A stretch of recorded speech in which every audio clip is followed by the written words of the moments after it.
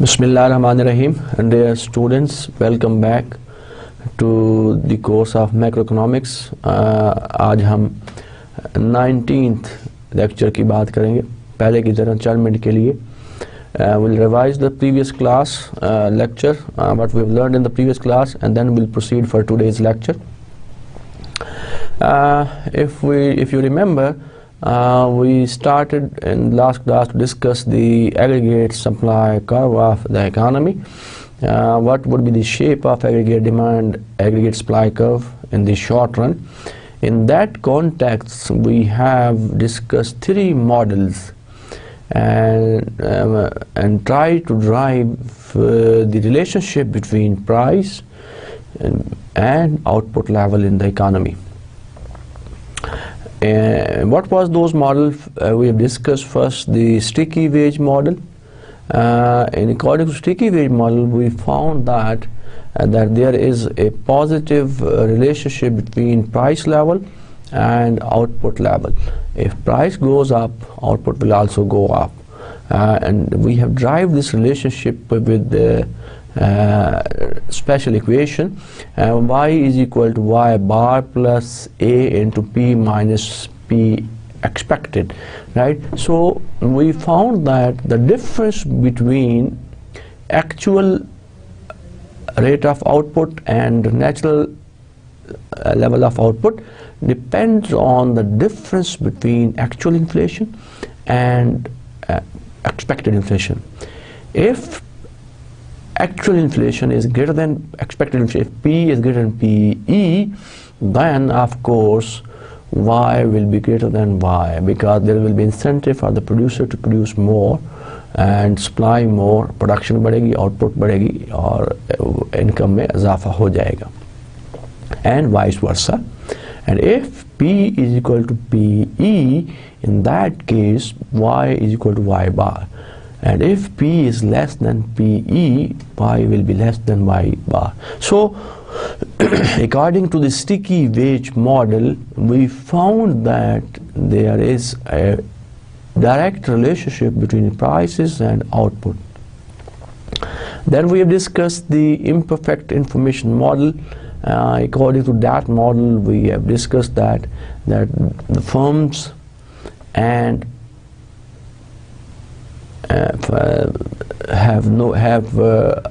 as a producer, they produce only one product, and in case of consumer, they use many products. They are not sure of the price level as when they're producing and selling their product. They don't know what would be the price level, what price level turned out, right? So they must decide or make decision about their product based on the expected inflation, right? So if expected inflation is greater than actual inflation, it means Y will be less than Y bar. If expected inflation is less than the actual inflation, then of course it would be greater. So according to this imperfect information model, again the relationship between P and Y is positive. Lastly, जो हमने model पढ़ा, that was sticky price model. Prices are sticky because of that firms and consumers, they sign contracts with each other. There are costs associated with price change, like menu cost and so many other things.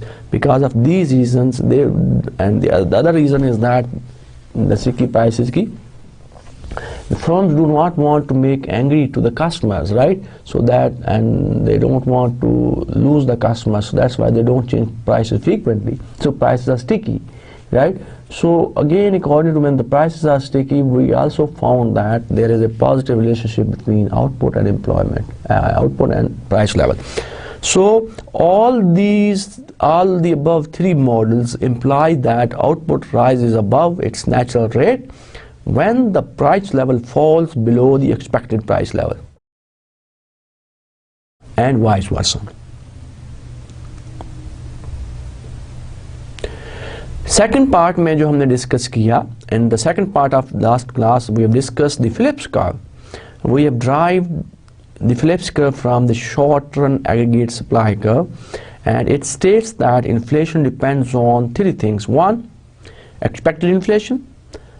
Cyclical unemployment. Cyclical unemployment means the difference between actual unemployment and natural rate of unemployment. And the third factor जिस पे depend करता है inflation, that is the supply shocks, right? So all of these factors affect the inflation rate in the country and the economy.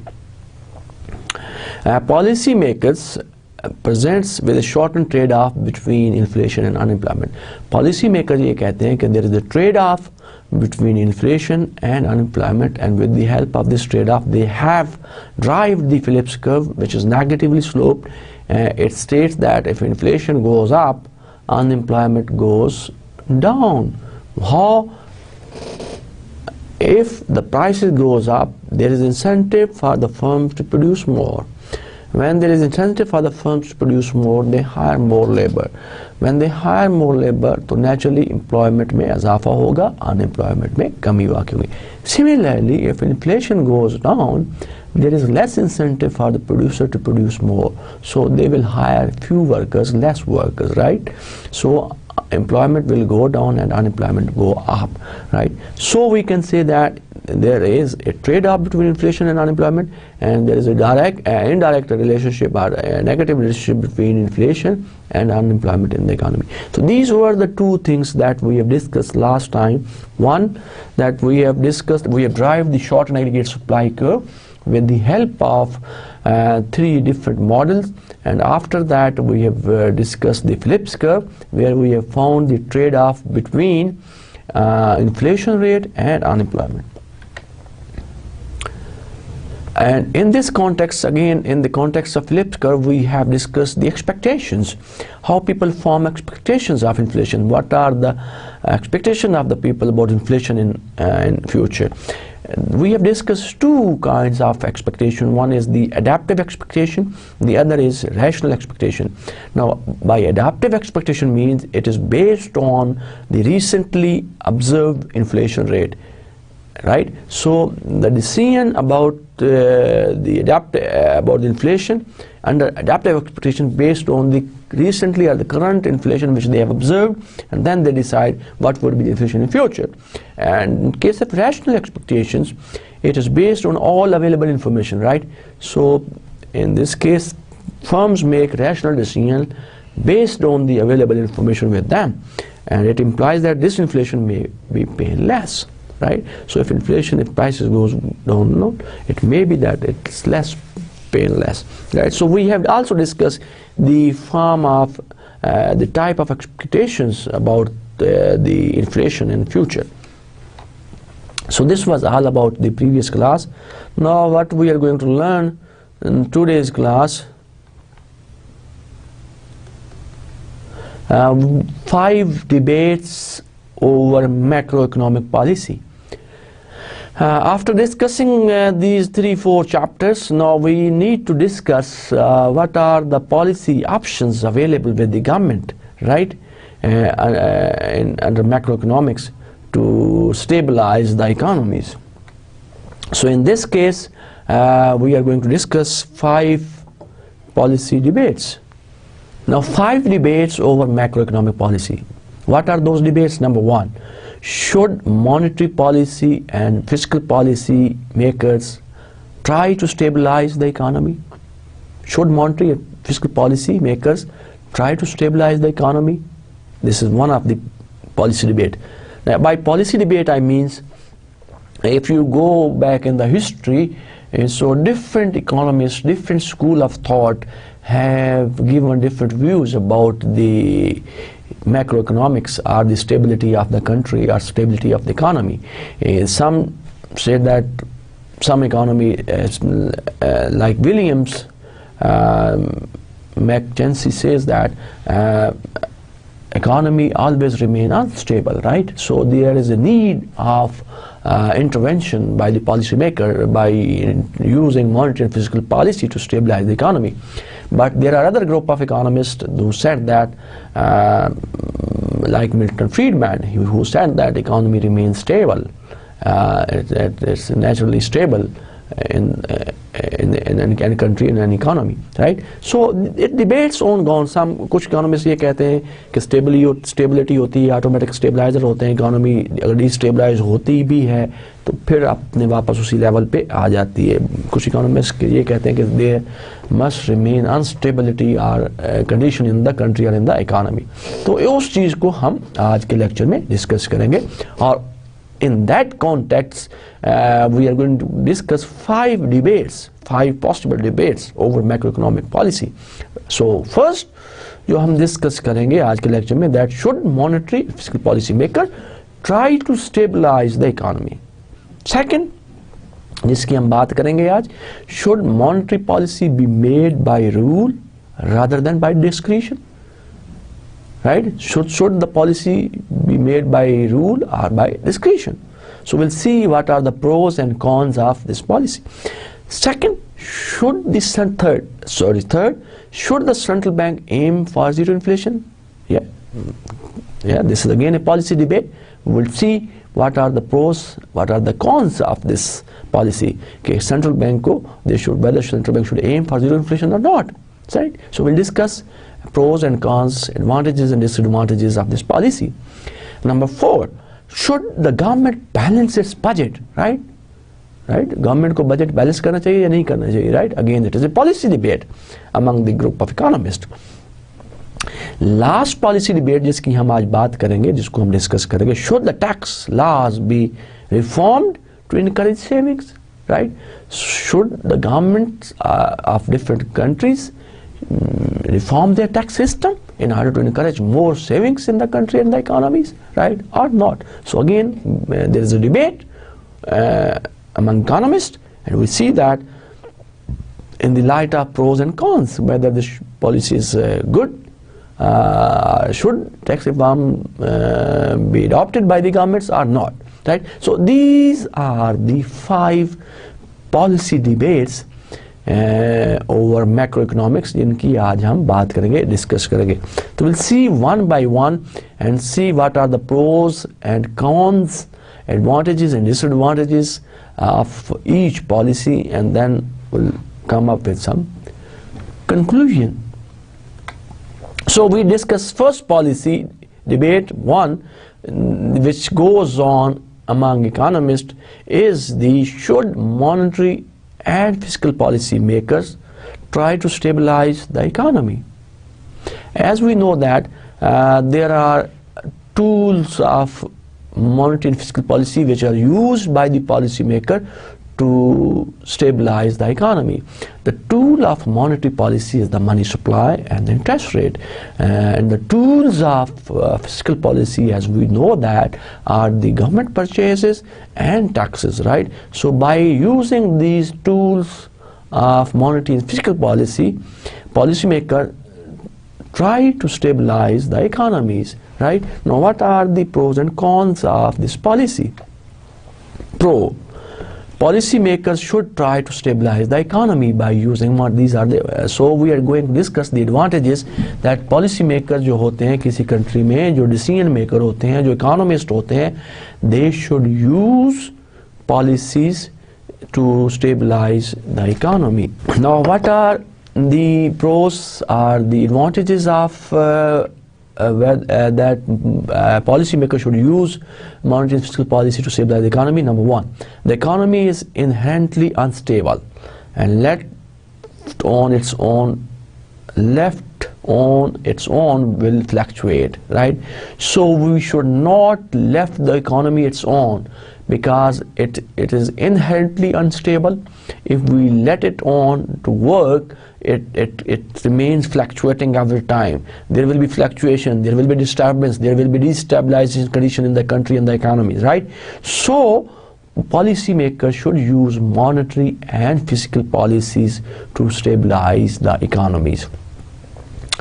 Policy can manage aggregate demand in order to offset this inherent instability and reduce the severity of economic fluctuation.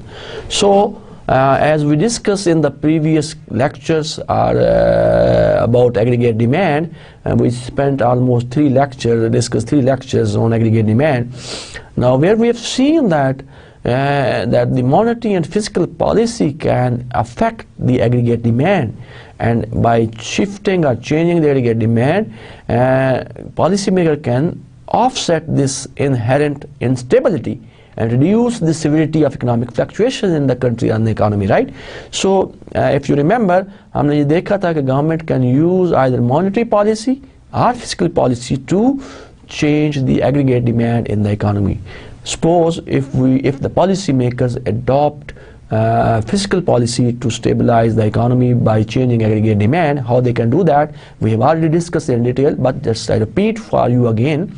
Now suppose government increases government expenditure or purchases, G will increase. So when G will increase, what will happen? जब government purchases बढ़ जाएंगी तो demand for goods and services क्या होगा, बढ़ जाएगी ना, तो एग्रीगेट डिमांड का राइटवर्ड शिफ्ट हो जाएगा. एंड अदर वर्ड्स, इफ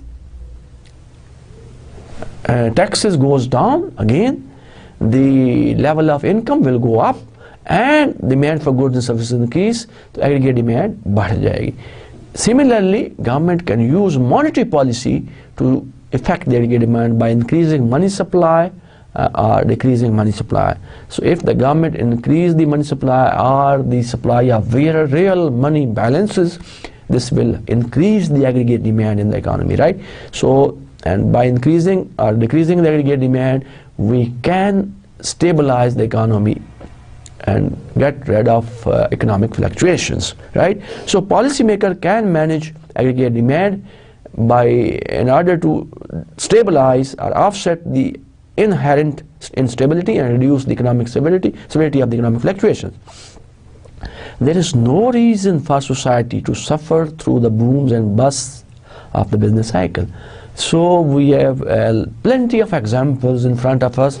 दुनिया में कोई सोसाइटी, कोई मुल्क, कोई इकोनॉमी ऐसी नहीं है जो कि बूम्स और डिप्रेशंस, बूम्स और बस्ट से suffer na kiya ho, effect na hui ho, right? So when we believe that and when we have experiences, when we have the history, जब हमें पता है कि booms होते हैं economies में, recessions आते हैं, depression होता है, that affects economic variables, macroeconomic parameters. So policy makers should use monetary and fiscal policy to stabilize the economies, to overcome from those fluctuations which are because of boom or depression or recessions. So monetary fiscal policy can stabilize aggregate demand and thereby production and unemployment. So we can say that monetary and fiscal policy are the tools of monetary and fiscal policy can be used to stabilize the aggregate demand in the economy. When aggregate demand is stabilized, this will help to stabilize production and employment in the country, right? So if the government or the economies want to stabilize their economies, if they are interested to stabilize the employment and output level in the country or in the economy or aggregate demand, they should use monetary and fiscal policy tools to overcome from the short-term economic fluctuations. So after discussing these points, we can say that policymakers should try to stabilize the economy by using monetary and fiscal policies. What are the cons? What are the consequences? Policymakers should not try to stabilize the economy. Now there are points against the use of monetary and fiscal policy to stabilize the economy. कौन से points हैं? Monetary policy affects the economy with long and unpredictable lags between the need to act and the time that it takes for these policies to work.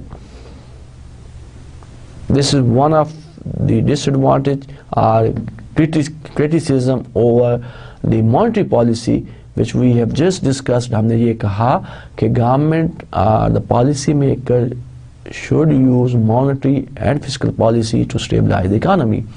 But here the consequences that are the opponent or the critics are there, monetary policy का जो effect है economy का वो एक time lag के बाद होता है, because there is it needs time to act and the time that it takes for these policies to work, right?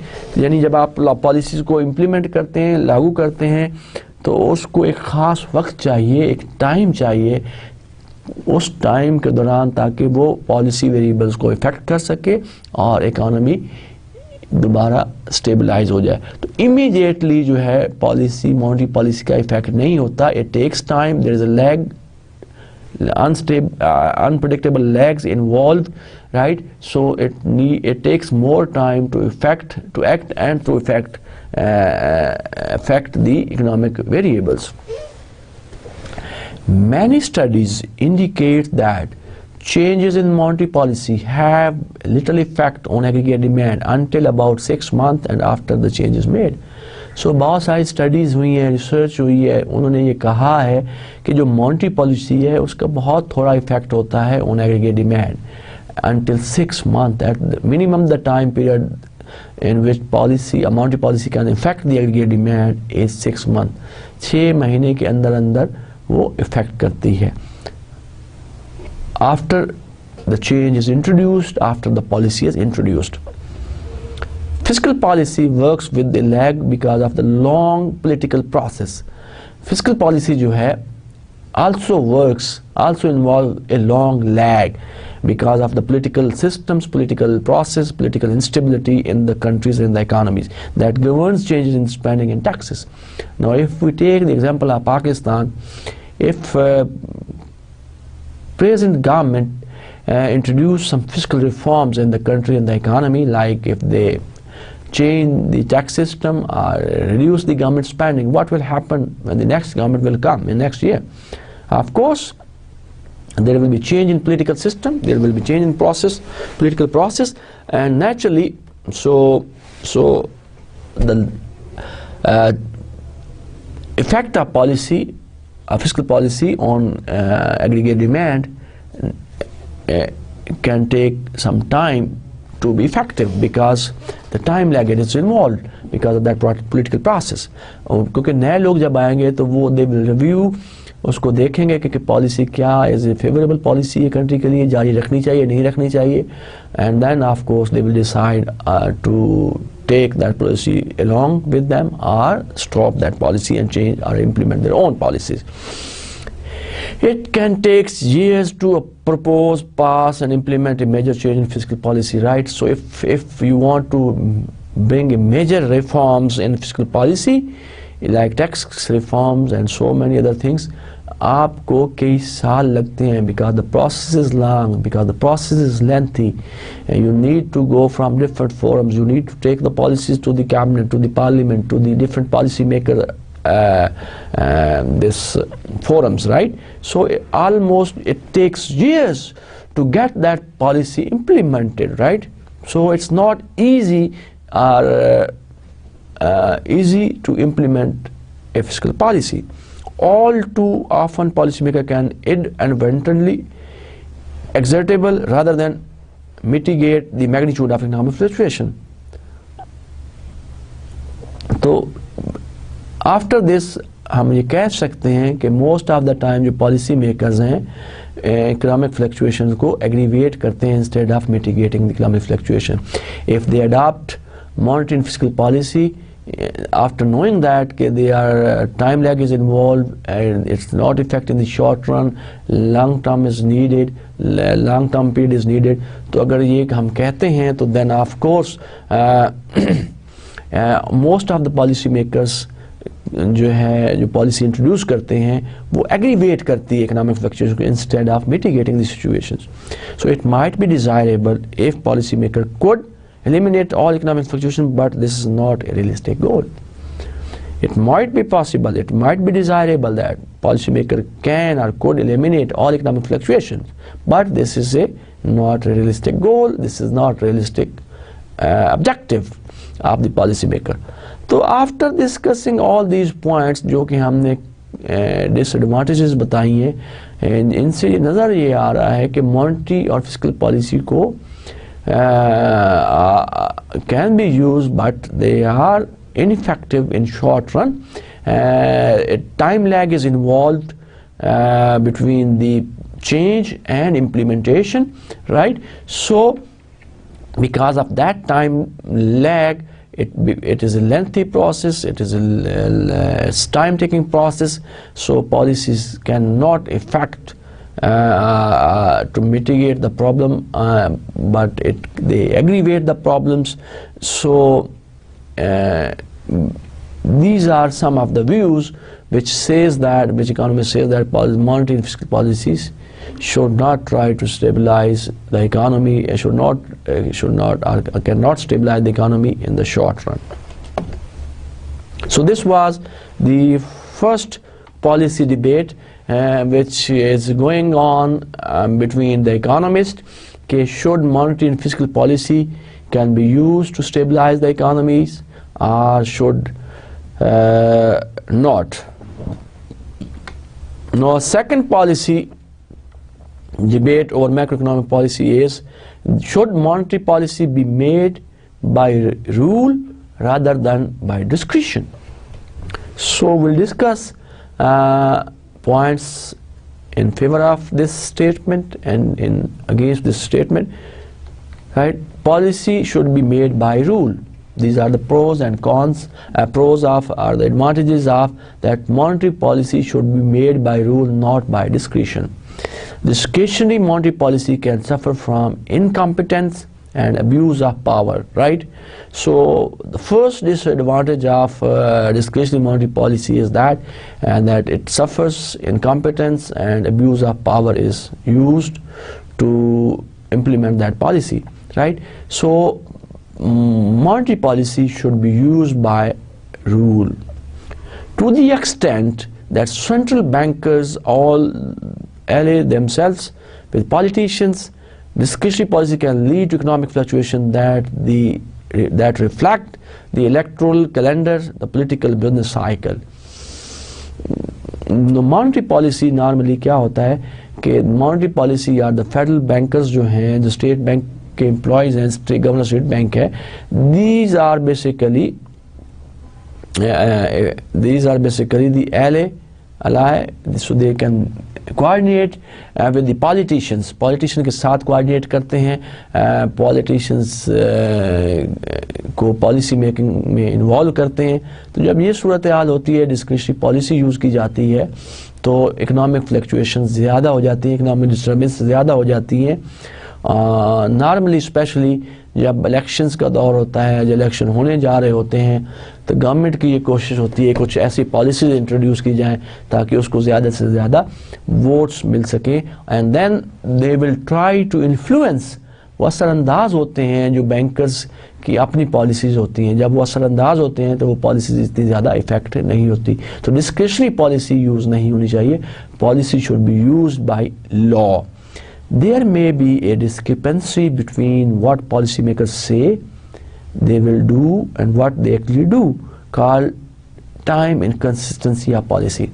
So there is also a discrepancy between कि आप जो कहते हैं और जो actually करते हैं. It's totally different. You say something else and do something else, right? तो कोशिश ये करनी चाहिए कि please do whatever you say, right? And if you have not said, don't do it. But what is happening actually, दुनिया में क्या हो रहा है, reality economies में क्या हो रहा है?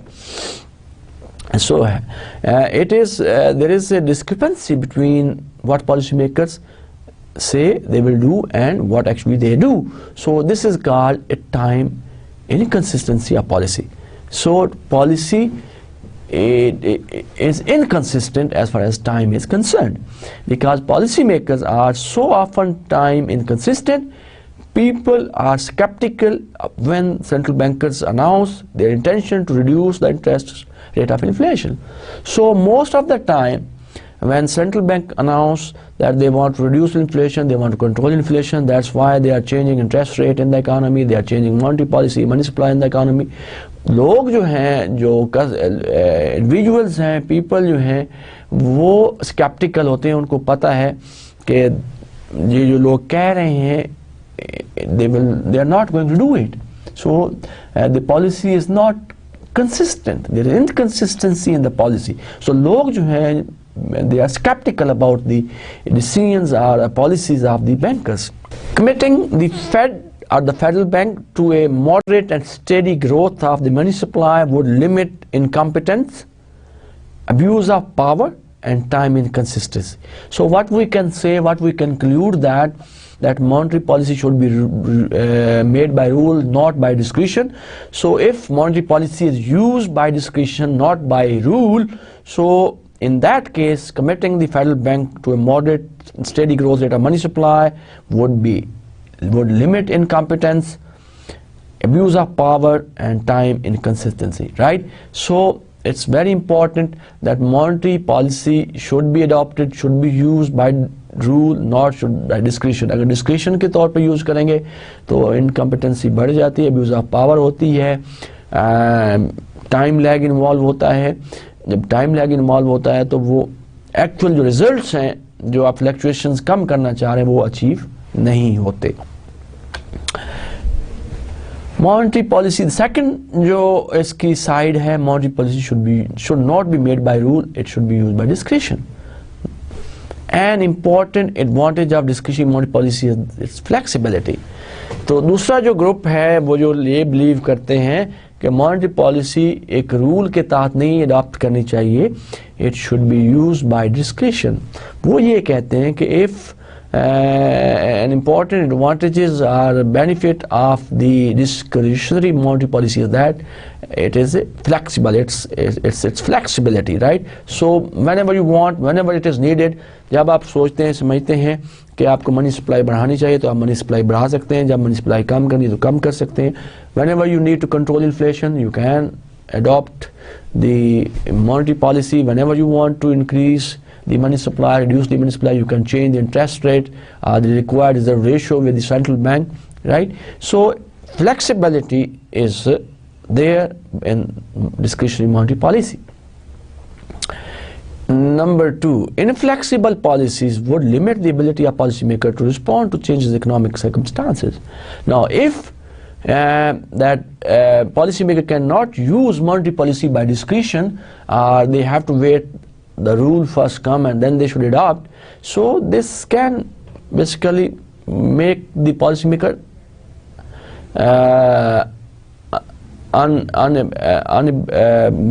limit the policymakers to respond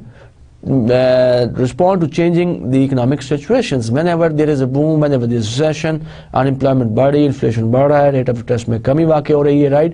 Economy जो है deterioration की तरफ जा रही है, growth rate में कमी वाक़ई हो रही है. तो अगर पॉलिसी मेकर ने इंतज़ार करना है कि there should be a rule and then they will adopt monetary fiscal policies, so of course this will limit the ability of the policy maker, right? So they cannot use. So in that case, when they want to cope up with the circumstances, monetary policy should be discretionary instead of adopting by rule. The aligned problems with the discretion and abuse of powers are largely hypothetical. अभी जो पिछली slide में हमने ये discuss किया, हमने ये कहा है कि अगर डिस्क्रिशनरी मॉनेटरी पॉलिसी यूज़ की जाएगी तो उसके साथ कुछ प्रॉब्लम एसोसिएटेड होते हैं, अब्यूज़ ऑफ पावर होती है. वो ये ग्रुप ऑफ इकोनॉमिस्ट ये कहता है कि वो दस it is based on hypothetical, there is no research, there is no studies about that, right. वो ये कहते हैं कि it should be monetary policy should be used by discretion. Also the importance of political business cycle is far from clear, right? तो political cycle का कोई इतना खास कहते हैं रोल नहीं होता. It is far from the business cycle. So the monetary policy should be used by discretion according to these some of thoughts, some of points. तो डिस्क्रिशन के तहत यूज की जानी थी, not should be used by rule और law. So these were the first two policy debate which the government should which is there in the literature and economics between the economists. Now the third policy debate over macroeconomics is that should the central bank aim for zero inflation or not, right? So there are arguments in favor of this statement that central bank should aim for zero inflation, and there are arguments against this statement that central bank should not aim for zero inflation. So this is again a policy debate. So inflation is one of the macroeconomic variable. So policy debate goes on about this कि inflation को zero होना चाहिए, नहीं होना चाहिए, कितना होना चाहिए, right? So we'll see some points in favor of this statement. इसके हक में कुछ points देखेंगे कि क्या economists कहते हैं, and we'll see some of the points arguments against this statement, and we'll like to know the point of view of the economist. Now central bank should aim for zero inflation. First we discuss the points and arguments in favor of this statement that central bank should aim for zero inflation. Now inflation confers no benefit to society. As we know that inflation is detrimental to society, it has no benefits to society. So, but it imposes several real costs on society. बहुत सारी cost society पे मतलब है इससे बहुत सारी society पे costs impose हो जाती हैं, right? So inflation confers no benefit to society, but it imposes several costs to the society. And what are those costs? Number one, shoe leather cost, right? Like you have to go, if you draw money from the banks again and again, you have to go, you have to bear some cost, right? So that is known as the shoe leather cost. Inflation अगर होता है तो आप इकट्ठे एक वक्त पैसे नहीं निकालते बैंक से, बार बार निकालते रहते हैं और उससे आपका you have to go again and again bank, and some cost is involved, time is involved. In that case, that sort of cost is known as the shoe leather cost. Menu cost mean that if inflation is there in the economy, in the country, firms or businesses have to change their menus frequently, right? So when they print new menus, new catalogs, of course they have to bear the cost. तो वो cost एक burden, एक society पे burden होता है. Increased variability of relative prices, right? So whenever there is inflation in the economy, so there is a chance of increased variability of the difference in relative prices. Unintended change in tax liabilities, right? So inflation goes up when inflation is coming, when inflation is there in the economy. Unintended changes in tax liabilities possible हो सकती हैं. There can be a cost in the form of confusion and inconvenience. There is a cost in the form of arbitrary redistribution of wealth, right? So these are some of the costs which are associated with inflation, right? So it does not give any benefit to society, but it has some cost which the society has to bear, right? So if we look at these costs, तो economists, some of the economists, policymakers ये कहते हैं कि central bank को ये aim करना चाहिए that there should be zero inflation. So reduced inflation is a policy with temporary cost and permanent benefits. So if the government or the policymaker try to reduce inflation in the country and adopt a policy to reduce inflation in the country and the economy, so it has some temporary cost, but it has a permanent and long-term benefits. So once the disinflationary recession is over, the benefits of zero inflation would persist.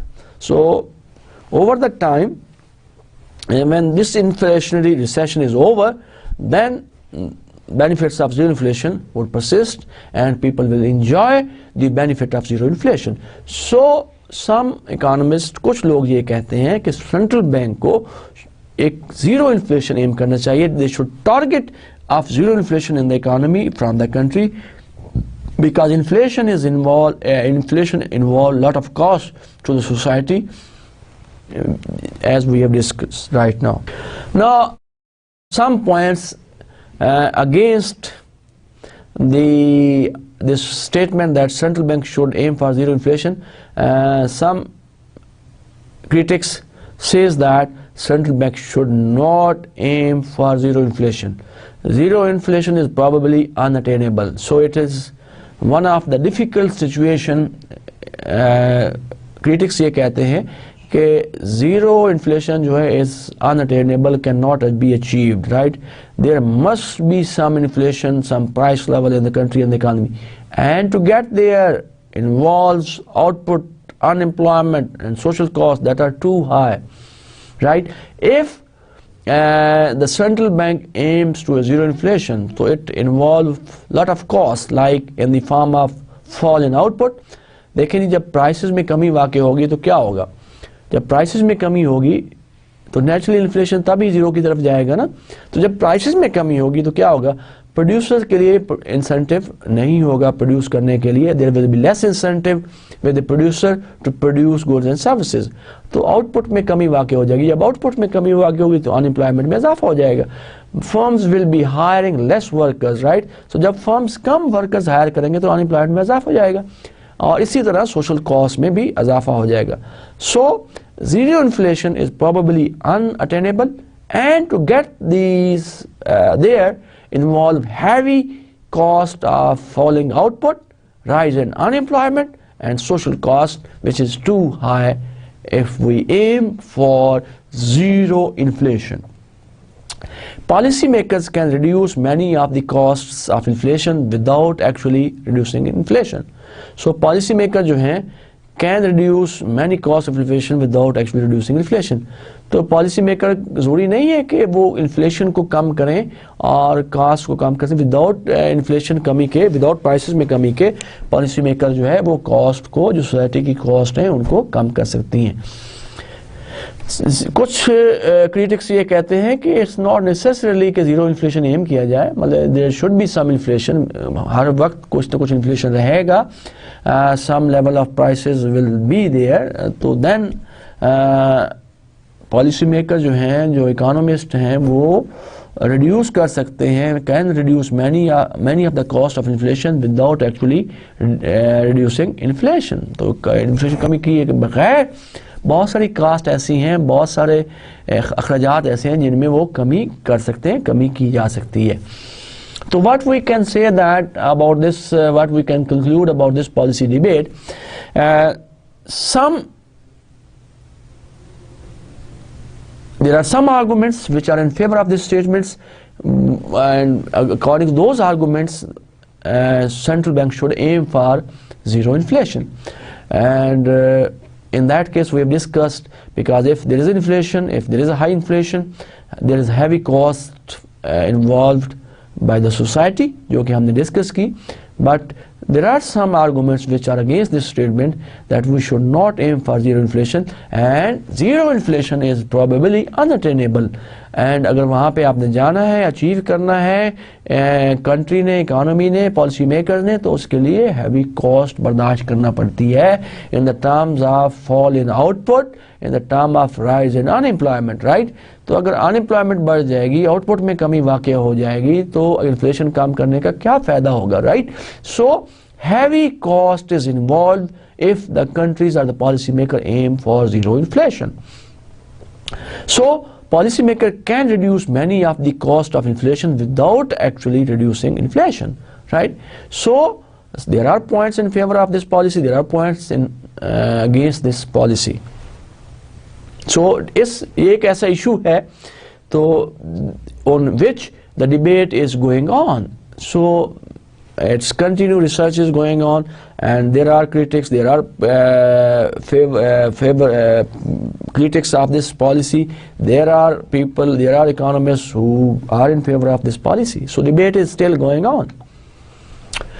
The third policy जिसकी हम fourth policy जिसकी हम बात करना चाहेंगे, which is continue under macroeconomic policy, is should fiscal policy maker reduce the government debt? Should the policymaker aim for reducing the government debt or not? So we'll discuss the arguments or the points in favor of this policy and against this policy. And the government should balance its budget so that when the government balances budget, then they aim for reducing government debt. Budget deficit impose an unjustifiable burden on future generations by raising their taxes and lowering their income. So if there is continuous deficit in budget, कि जिसमें budget deficit कब होता है, जब अखराजात आपके ज़्यादा हों, income कम हो. सो बजट डेफिसिट जो है एक अनजस्टिफाइबल कास्ट और बर्डन फ्यूचर जनरेशन पे करता है by raising their tax level and lowering there income. So it is suggested that the government should balance its budget, that revenue should be equal to expenditure, right? If budget deficit is there, तो जो future में लोग आने वाले हैं, जो future generations हैं, जो आपकी आने वाली नस्ल है, उस पे खामखा का एक बर्डन आता है in the form of heavy taxes and which lowers their income. So when the debts and accumulated interest come due, future taxpayer will face a difficult choice. तो जब आपका एक ऐसा टाइम आ जाता है कि आपका एक डेट जो है, लोन जो है, आपका बजट कंटिन्यूसली डेफिसिट है, and how you finance that deficit, of course you are going to borrow money from internal sources or from external sources, right? So you are going to get debt. तो budget deficit को balance होना चाहिए. अगर deficit में है तो date जो है वो एक्यूमुलेट होता जाता है, जब डेट पे जो इंटरेस्ट रेट है वो एक्यूमुलेट हो जाता है, और जो फ्यूचर टैक्स पेयर हैं उन पे बर्डन हो जाता है, and they will face a difficult choice, a difficult situation. They can either pay higher taxes, enjoy less government spending, or both. So then there is a problem for the taxpayers. So by shifting the cost of current government benefits to the future generations and by raising taxes, there is a bias against future taxpayer, right? तो अगर आप ये समझते हैं कि budget आपका balance जो है, बजट जो है डेफिसिट में है, बैलेंस पे नहीं है, तो आप जो कॉस्ट शिफ्ट कर रहे हैं उस डेफिसिट की, उस डेट की टू द फ्यूचर जनरेशन, तो you are biased against the future taxpayers, right? जो करंट लोग हैं, जो करंट जनरेशन है, प्रेजेंट जनरेशन है, वो सफ़र नहीं कर रही, बट फ्यूचर में जो लोग आ रहे हैं, फ्यूचर में जो जनरेशन आ रही है, फ्यूचर में जो नस्ल आ रही है, सो दे आर गोइंग टू पे heavy taxes, right? So your decision is biased. So deficit reduce national saving. Whenever budget deficit continues, this has a pressure, this heavy pressure on reducing national saving, leading to a smaller stock of capital, which reduces productivity and growth in the economy. So क्या होगा कि जब आपका budget continuously deficit है तो मुल्क के जो नेशनल सेविंग्स हैं, जो प्राइवेट सेविंग्स हैं, उनमें कमी वाक़ हो जाती है. जब सेविंग्स में कमी वाक़ हो जाती है तो then of course there is less money available for investment. जब इन्वेस्टमेंट में कमी वाक़ होगी तो आउटपुट में कमी वाक़ होगी, ग्रोथ रेट में कमी वाक़ होगी, अनएम्प्लॉयमेंट में इजाफा होगा. तो there are lot of problem, economic problem associated with deficit in budget. So government should balance its budget. When it balance its budget, तो क्या होगा, उससे जो debt है गवर्नमेंट का, जो debt burden है वो कम हो जाएगा. So the arguments in favor of this policy are that the government should have to balance its budget if they want to grow, if they want to grow their economies, and they want to grow their people, they want to benefit their society, so they have to benefit, they have to balance their budget. There are some arguments, or there are critics who says that the government should not balance its budget. The problem with the deficit is often exaggerated. तो कुछ लोग ये कहते हैं, critics ये कहते हैं, जो प्रॉब्लम है बेसिकली कि हम ये बार बार बात करते हैं, अक्सर जिक्र करते हैं कि गवर्नमेंट इकॉनमीज़ का बजट डेफिसिट है, खर्चे ज़्यादा है, इनकम कम है. तो उनका ये ख्याल है, उनका ये कहना है कि इसको एक्सेजरेट ज़्यादा किया जाता है, इसको ज़्यादा बना चढ़ा के बयान किया जाता है. The transfer of debt to the future may be justified because some government purchases produces benefit well into the future.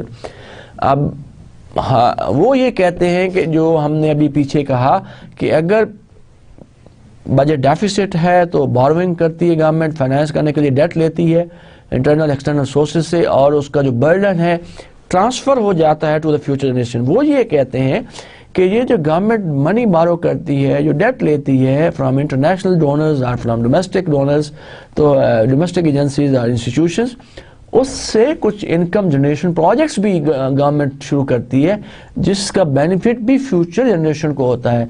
तो if future generation is going to pay higher taxes तो उनको बेनिफिट्स भी उस हिसाब से मिल रहे होते हैं। तो वो ये कहते हैं, उनका ये ख्याल है कि जो पॉइंट हमने अभी पिछली स्लाइड में देखा, डिस्कस किया, कि जो बजट डेफिसिट का बर्डन है that is shifted towards the future generation, वो कहते हैं कि वो जस्टिफाइएबल है, क्योंकि जो बजट डेफिसिट को पूरा करने के लिए गवर्नमेंट उधार लेती है, लोन लेती है, तो वो कुछ डेवलपमेंट प्रोजेक्ट्स में इन्वेस्ट करती है जिनके बेनिफिट्स भी फ्यूचर जनरेशन को जाते हैं, right. So they are compensated if they are paying high taxes, they are getting benefits also. The government can continue to rise because population growth, government debt continue to rise, कि government का date तो बढ़ता रहेगा, वो कमी में उसमें वाक़ई नहीं होगी। वो ये कहते हैं, क्रिटिक्स ये कहते हैं कि डेट तो बढ़ेगा क्योंकि पॉपुलेशन ग्रोथ हो रही है, पॉपुलेशन बढ़ रही है, टेक्नोलॉजी की प्रोग्रेस हो रही है, टेक्नोलॉजी में एडवांसमेंट आ रही है, you want to buy, you want to use new technology in the production process. तो पॉपुलेशन ग्रोथ की वजह से, टेक्नोलॉजी की बढ़ने की वजह से increase the nation ability to pay the interest rate on the debt. तो जब आपकी ग्रोथ रेट हो रही होती है, पॉपुलेशन ग्रोथ रेट होती है, टेक्नोलॉजी बढ़ती है, तो आप कंट्री प्रोग्रेस करती है, प्रोडक्टिविटी बढ़ती है। जब आप नई टेक्नोलॉजी लगाते हैं, of course if you use new and modern techniques of production, तो this will help to raise the productivity of the country and makes the country able to produce to repay the debt or to repay the interest on debt, right? तो ज़रूरी नहीं है कि जो लोग government कर्जे लेती है, क्रिटिक्स ये कहते हैं कर्जे लेती है, वो सारे के सारे नॉन डेवलपमेंट एक्सपेंडिचर पे खर्च किए जाते हैं। उनमें से बहुत सारी रकम डेवलपमेंट एक्सपेंडिचर पे भी खर्च की जाती है, जिससे ग्रोथ होती है इकोनॉमी में, प्रोग्रेस होती है, और उससे इंटरेस्ट जो है डेट पे उसको रिटर्न किया जाता है। So there are some points, there are arguments against this policy. कुछ लोग, कुछ इकोनॉमिस्ट, कुछ ये कहते हैं कि government should balance its budget, and कुछ लोग ये कहते हैं government should not balance its budget because of different reason, because of different arguments that we have just discussed. Now the last जिस पे डिबेट होती रहती है इकोनॉमिस्ट के दरमियान, पॉलिसी मेकर्स के दरमियान, that is the should the tax laws be reformed to encourage savings और not. So will see the arguments or the points in favor of this policy, that some of the researchers, some of the policymakers says that the tax laws should be reformed so that savings can be encouraged. कुछ लोग ये कहते हैं कि tax laws should not be reformed. We'll see the points in favor of this policy and against this policy. Tax laws should be reformed to encourage more savings in the country. Now, a nation's saving rate is the key determinant of its long-term economic prosperity. So, since as we know that saving of a nation is very, very important determinant of economic growth. अगर किसी nation में, किसी मुल्क में saving में इजाफा हो रहा है, तो we can say that that country is progressing, that country is prospering, prosperous कर रही है, बढ़ रही है, prosperous है, growth rate हो रही है, right? But if a country, किसी मुल्क का सेविंग रेट में कमी वाक़ हो रही है, तो वो इकोनॉमी या वो कंट्री या वो मुल्क प्रोग्रेस नहीं कर सकता। So saving play a very, very important role, a vital role. A saving is a key determinant of a long-term economic growth, long-term economic prosperity of an economy, of a nation. So a nation productive capability is determined largely by how much it saves and invests for the future. So a country's growth or the productive capability is heavily dependent or determined by how much a nation saves and how much it invests from that saving. So when the saving rate is higher, investment is higher, more resources are available for investment, so new plant, new equipment, new machineries are used, are installed, and then productivity will be increased, और उस country की growth rate में इजाफा होता है, economy के हालात बेहतर होते हैं, employment बढ़ती है, inflation prices में कमी वाक़ होती है. So savings are important. So the US tax system discourages saving in many ways, such as by heavily taxing in income from capital and by reducing benefits for those who have accumulated wealth, right? So in US economy, since taxes are very heavy and they discourage savings, and such as by heavily taxing the income from capital, by reducing the benefit from those who have accumulated wealth. So the consequences of capital income tax policies are reduced saving. तो नुकसान क्या होगा अगर tax reform करते हैं, tax reforms लाते हैं, तो उससे सेविंग में कमी वाक़ई हो जाएगी. जब सेविंग में कमी वाक़ई हुई तो it will reduce capital accumulation, it will lower labour productivity and reduce economic growth. तो सेविंग में कमी से कैपिटल अकोमोलेशन में कमी वाक़ई होगी, प्रोडक्टिविटी में कमी वाक़ई होगी. जब प्रोडक्टिविटी में कमी वाक़ई होगी तो उससे इकोनॉमिक ग्रोथ में कमी वाक़ई होगी, एम्प्लॉयमेंट में कमी वाक़ई होगी, और कंट्री जो है उसकी ग्रोथ रेट में कमी वाक़ई होगी, और सोसाइटी का जो लिविंग स्टैंडर्ड है वो बेहतर नहीं होगा. Standard of living will deteriorate. Now, an alternate to current tax policies advocated by many economists is consumption tax.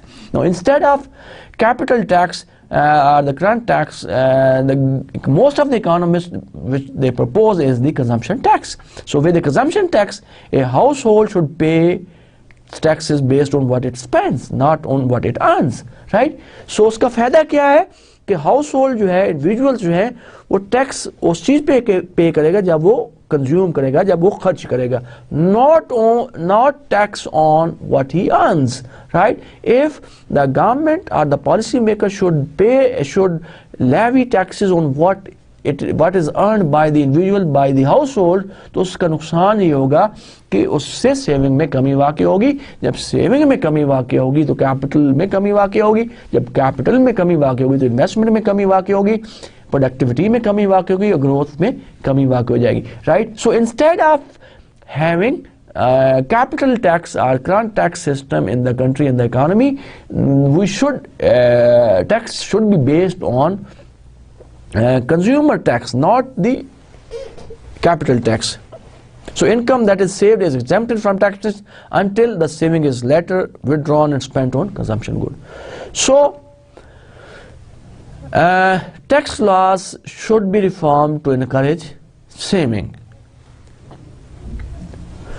Now there are some points against this, that tax laws should not be reformed to encourage saving. Many of changes in tax laws to stimulate saving would primarily benefit the wealthy. तो बहुत सारे लोग, economist critics ये कहते हैं कि जब कभी टैक्स लॉज में तब्दीली आती है तो और इट स्टिमुलेट सेविंग्स, तो उससे उन लोगों को फ़ायदा होता है जो कि ज़्यादा अमीर हैं, ज़्यादा रिच हैं, वेल्दी हैं. High income household save higher fraction of their income than the lower income house hold.